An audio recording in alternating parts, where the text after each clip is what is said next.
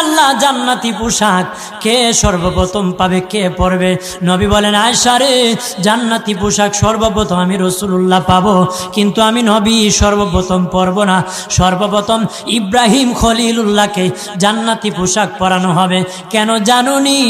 ইব্রাহিম নবীকে নমরুদের আগুনে যখন ফেলে দেওয়া হয়েছিল, দুনিয়ার সব ছেড়ে দিয়েছিল, বাড়ি ছেড়ে দিয়েছিল, সম্পদ ছেড়ে দিয়েছিল, মা বাবা ছেড়ে দিয়েছিল, এমনকি গায়ের জামা যখন খুলে নেয়, ইব্রাহিম কয়েক কাপড় ছেড়ে দিতে পারি, আমার আসমানের মালিককে ছেড়ে দিতে পারি না।